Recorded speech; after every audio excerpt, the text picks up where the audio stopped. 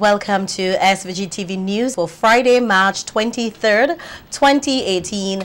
I am Rochelle Batiste with the details.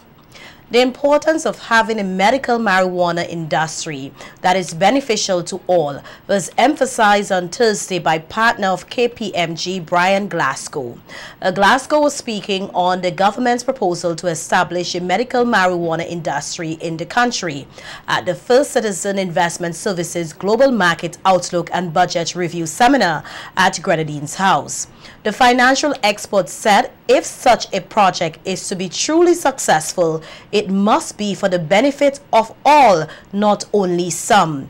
Glasgow noted that other Caribbean countries are capitalizing on the medical marijuana industry, and SVG must do its best to provide a high-quality product.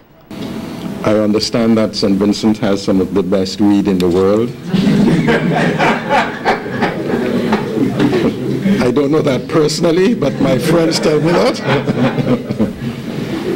But as we are all aware, the country is in the process of developing an export-oriented medical cannabis industry. Now, we know that some of our neighbors, like Antigua, has taken some steps to decriminalize marijuana. And to be honest, I think what Antigua did, for example, was maybe influenced by the upcoming elections, and obviously it worked, more than an intent to develop a proper and well thought out marijuana industry. Glasgow reiterated the importance of having a properly structured industry with appropriate legislations and distribution schemes. A marijuana industry can only be developed around proper legislation that will consider the consumption, the production, the distribution, and the regulation.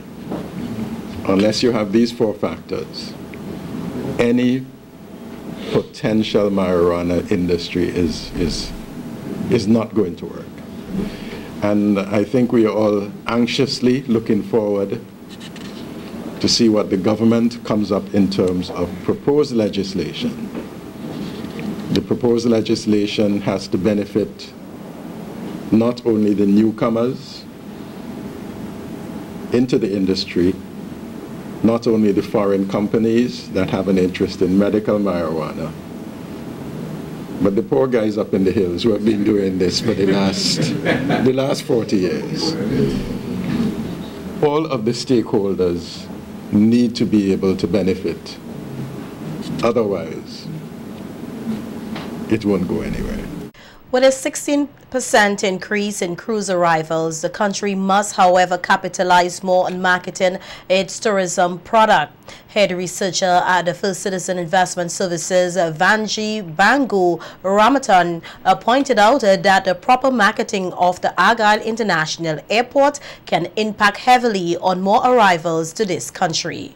Cruise passengers continue to be very strong and one of the major drivers right now, increasing about 16% or so.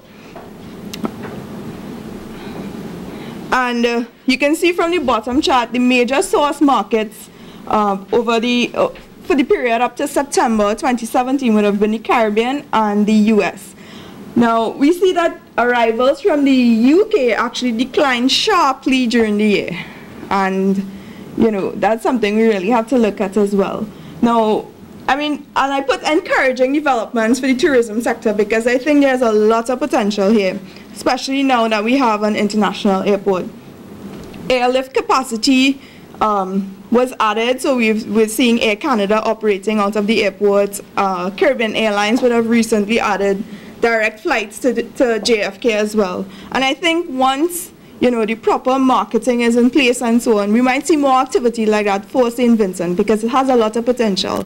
Ramrotan outlined that the Caribbean has become one of the most expensive vacation destinations in the world, and this could be a deterrent for travelers who are concerned about their spending power.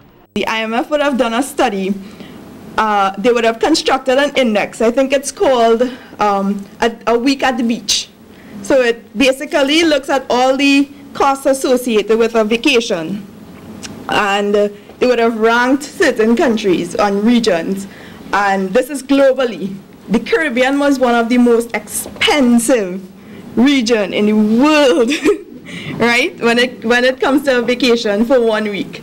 The cheapest was actually in Asia. So countries like Thailand and those countries, they were at the bottom of the list. But the Caribbean, which is very close to the US, I mean, it was the most expensive region in the world. So, I mean, that's something we have to look at as well in terms of the competitiveness of our tourism product.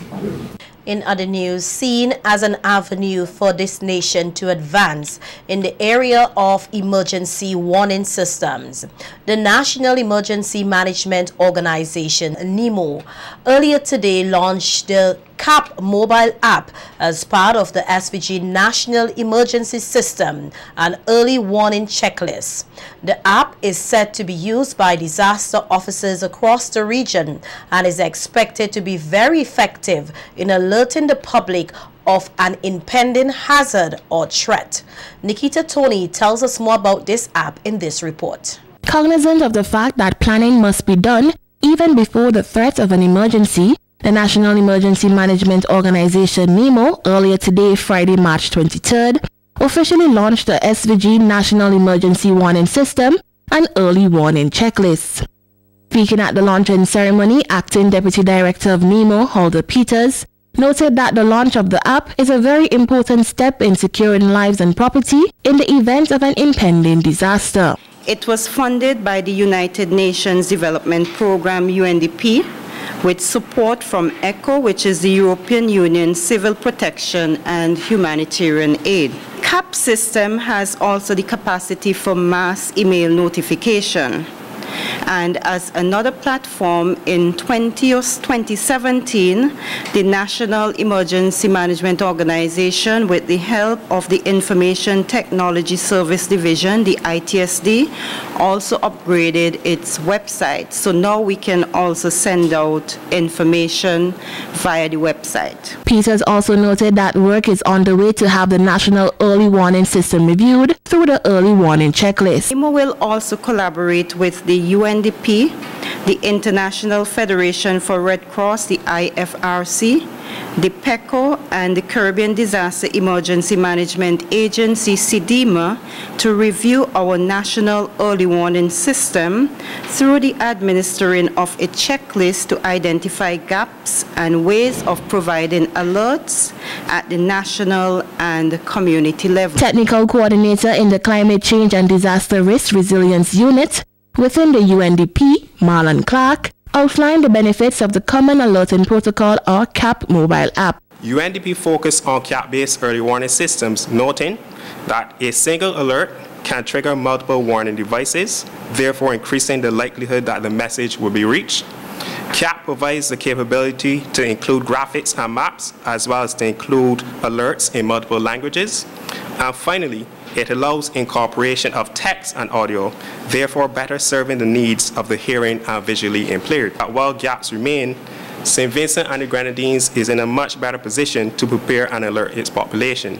Today's proceedings also saw a demonstration of how persons can download the CAP app and also send a mass email alert, which was done by Radio Communications Officer at NEMO, Jerwin Laidlow. A link to download the CAP mobile app can be found on NEMO's website at www.nemo.gov.vc. Nikita Tony reporting for SVG-TV News. Intentions are being encouraged to desist from the practice of driving without the relevant class of license. This encouragement comes from Inspector Henry Providence of the Traffic Department of the RSVG Police Force as he spoke with SVG-TV News today on the issue. Inspector Providence warned that if persons are caught driving with the wrong license, they can face several charges. So for instance, if you have a Class B license and you're met driving a Class D, which permits you to drive an omnibus, then you will be charged for driving without the class. But in addition to that, you will also be charged for using your vehicle without insurance. And persons might wonder, but how come you could drive without insurance if the vehicle is insured? The fact is that the insurance company or the Insurance Act does not permit you to drive that class of vehicles if you do not have the license to drive it.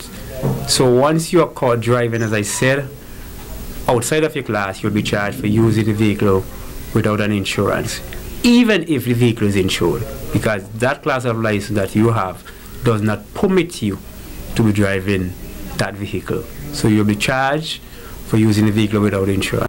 The police inspector expressed concern with the amount of persons charged with a traffic violation, noting that it can create a serious public safety issue. As a matter of fact, every Wednesday, and when traffic court is held, we see several persons that are coming before the court driving without classes of license, driving without license itself, and of course using uninsured motor vehicles.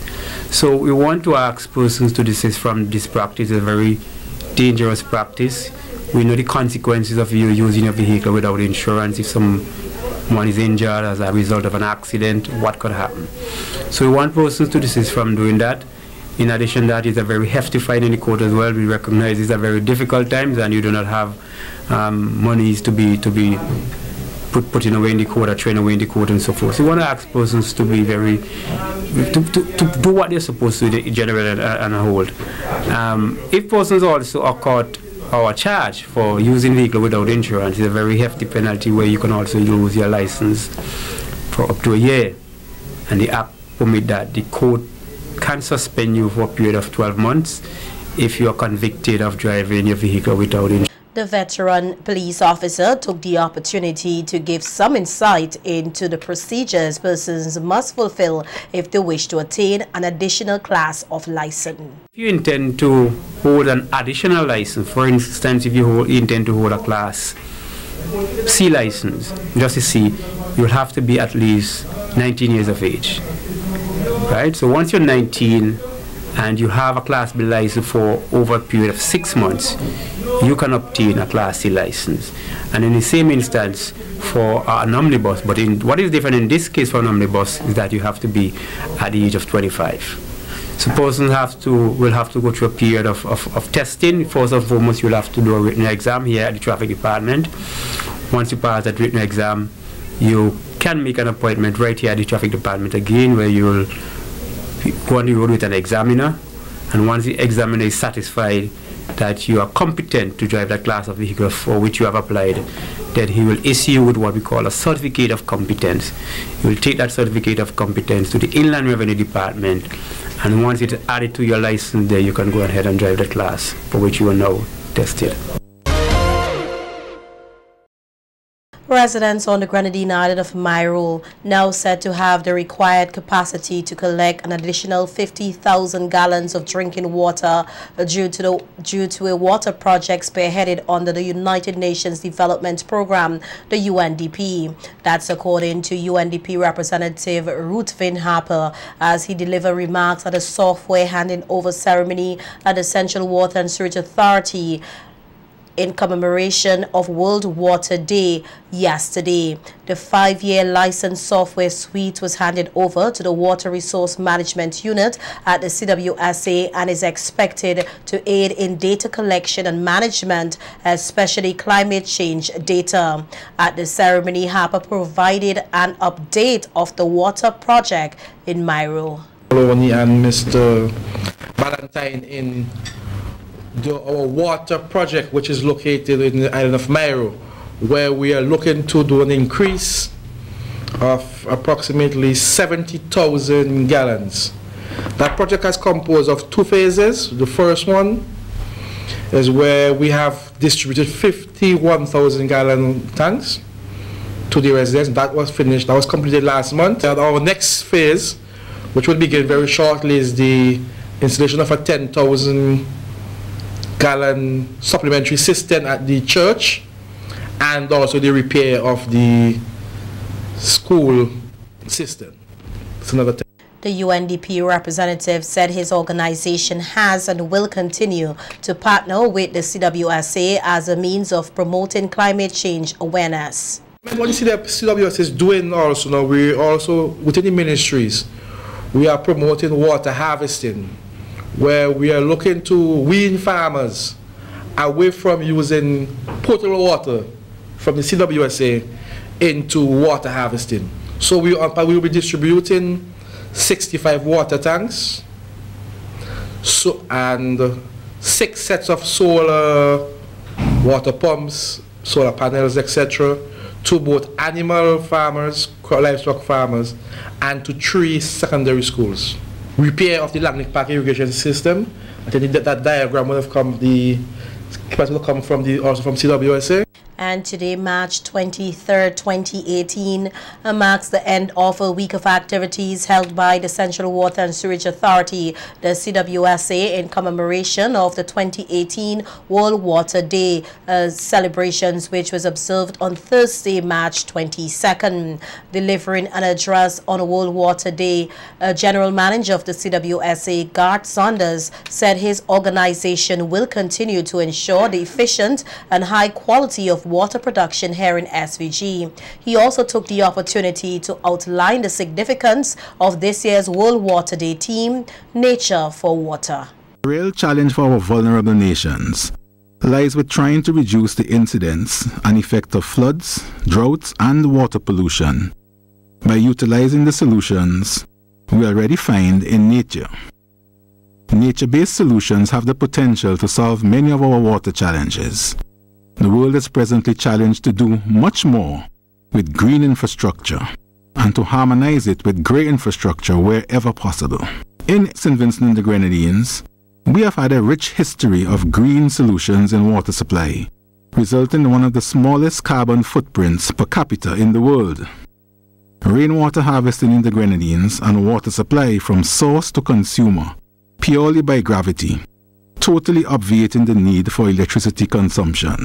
Noting that the CWSA has designated 2018 as the year of water conservation and storage, Saunders said they've been leading by example in this regard. Since the $23 million Windward Water Supply Project, the CWSA has embarked on a further $23 million of capital expenditure between 2007 and 2016. While at the same time reducing its long-term borrowings from $29 million in 2006 to $7 million in 2016. After the Windward Water Supply Project, the CWSA embarked on increasing its island-wide water storage by 30% over 9 years, from 4 million gallons in 2006 to 5.2 million gallons in 2015. The WSA will also be embarking on the construction of a new 250,000 gallon storage tank at Sandy Bay, all consistent with our theme of increasing storage and making it safe for our residents in times of emergency and disaster and drought as well. In 2018, the CWSA will also continue the replacement on sections of its Dalloway and Majorca transmission main. The decommissioned E.T. Joshua Airport tarmac will tomorrow, Saturday, March 24th, turn into an area filled with musical expressions and talent as 11 secondary school bands from across SVG take the stage to showcase what the youth of this nation has to offer at the first ever National Secondary Schools Band Showcase, powered by the SVG-TCCU and the Ministry of Culture. The event, according to coordinator Rodney Small, aims to highlight the talent found within the music programs at the secondary level. He added that it also serves to enhance the platform for live music here in SVG. Department of Culture, we decided that we wanted to come up with an initiative or project that would feature the secondary school students in the field of music, because when we did our investigation, most of our programs are within the primary school level. Went ahead and we were looking for a sponsor, and right away the St. Vincent and the Grenadines Teachers Credit Union jumped on board and said that they wanted to be the title sponsor.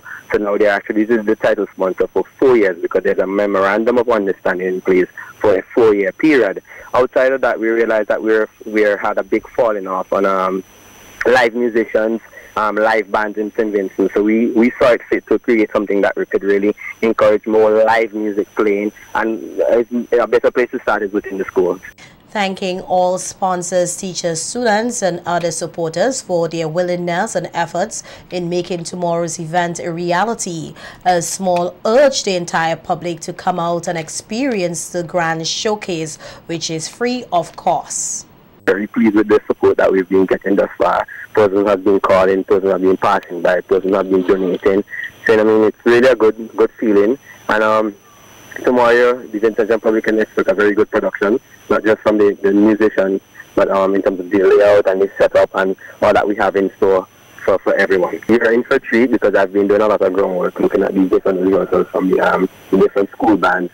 The kids are ready, they're really confident. As they tagline, they come and be inspired. The band showcase is expected to be held at the decommissioned E.T. Joshua Airport tarmac from 6 p.m.